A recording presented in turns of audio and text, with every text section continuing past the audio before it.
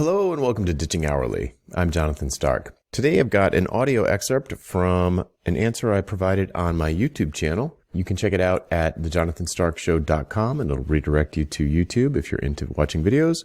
Otherwise, you can just listen to the audio here on the podcast. Enjoy. Hey, Jonathan here. I've got a really interesting question from Kay. It's a little long, but bear with me because it's kind of fun. The question is, I have a question I reckon you haven't been asked yet, Mr. Stark. What if there's a consulting job for a client that you've had a really good back and forth on and you're deep into closing the sale after a few calls over the past months and you think you could really help and would be a great fit, except they've just hired someone into their internal team who you've worked with before and they were your ex-manager when you were more the junior, and you know you have trouble working with them because they were a bad leader. Let's just leave it at that. No bridges burnt per se, but it wasn't a great experience. Do you just walk away or try to go through that relationship again, but this time as their senior? Is that weird? Is it worth it? I think I may know your answer, to walk away or to question the relationship, but let's just say the young Padawan found himself unfortunately under a Sith Lord at the time, so he left to become a Jedi Master. What do you do? Okay, so this is obviously incredibly specific, but it's so specific it might seem like an edge case, but it's not totally uncommon because of the way business relationships work for you to swap roles with someone who maybe you used to report to, then they report to you. It's happened to me in full-time sort of traditional W-2 employment scenarios. It's happened that I've had clients who I was the project contact with at one customer go to another customer and bring me in over there. So these relationships, they can last a long time, and it can be a small world if you're in a particular niche and you're focusing on a particular kind of skill set. And all this sort of, the 6 degrees of separation, it's going to follow you around. So there's a couple of things to point out here.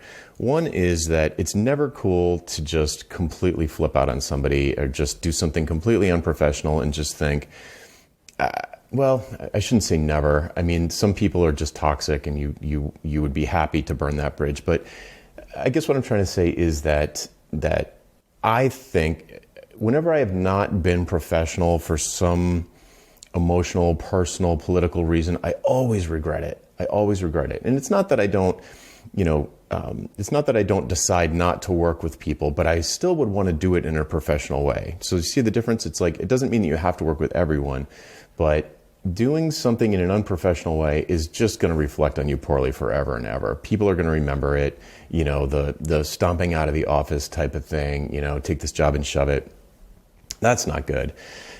Because that's going to follow you around. So my first answer to this is whatever you do, be professional about it. If you don't think you can maintain professionalism with this new person and they're going to be involved in the project, then you might want to pull yourself out if you don't think you can do it. But if you think you can be professional with this new person and sort of maybe address the old relationship, maybe say, isn't this, role reversal, isn't that funny? That sort of thing.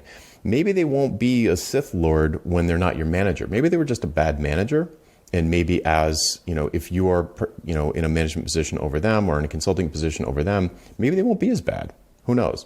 But definitely I would be on my best behavior. What am I trying to say? I'd be on the lookout for the desire for me to fall back into an emotional reaction to this person. That's the danger, is that you'll get sucked back into your old status roles.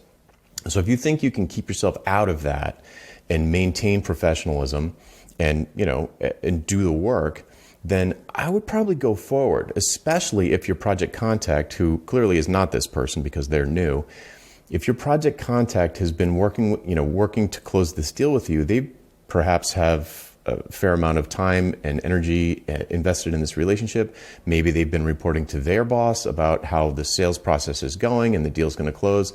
And then if you just be like, oh, you know what? Never mind. I changed my mind. They're going to ask why. And then you'd be like, well, you hired this person who used to be my boss. And it feels very high school to me.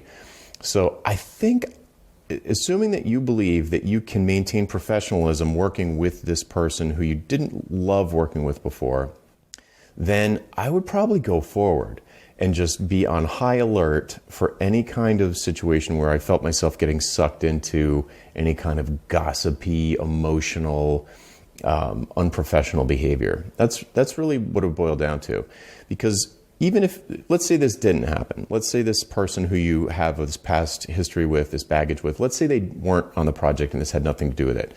But you close this deal, you start working with this client, and there's someone on their team who's trying to sabotage you. This happens all the time. When you're a consultant pulled in from the outside, there's all sorts of politics to navigate. Lots of times, internal employees are scared that their job is on the line. They're scared that you're going to create some software solution that's going to replace them. They're scared that some position that they've held for a long time and defended, you're going to come and say, that's not a smart position to hold. We should do this instead.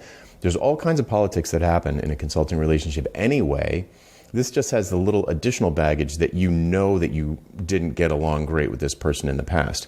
But there could be strangers that you don't get along with great on the project anyway.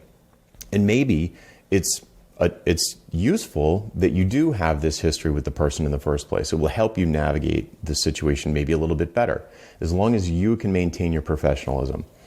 So to recap, as long as you feel like you can, be the bigger person and maintain your professionalism, I would probably go forward with this, because in a certain sense you don't owe it. I feel like you kind of owe it to the contact that you've been working with to close the deal to go forward. If you don't think this is a deal breaker, and since you're asking the question, you obviously don't think it's a deal breaker, then I would probably keep going. And if nothing else, use it as a growth experience for your ability to navigate a consulting engagement with non-perfect team members, because you're always going to have that. There's always going to be someone who's not perfect on the team, and you getting better at sort of shepherding the process from beginning to middle to end in a successful way, that's a general consulting skill that you can always get better at. So I would say probably go for it, and hey, report back. I'd love to know how it goes. All right, I'm Jonathan Stark. If you have a question for me, hashtag AskJonathan on YouTube, Twitter, or LinkedIn, and we'll add it to the list and get back to you as soon as we can. Thanks. Would you like to learn how to get paid what you're worth? How about selling your expertise and not your labor? We work through all of this together in the pricing seminar. Pre-registration starts soon, and you can sign up to be among the first to know when early bird pricing is announced at thepricingseminar.com. That URL again is thepricingseminar.com. Hope to see you there.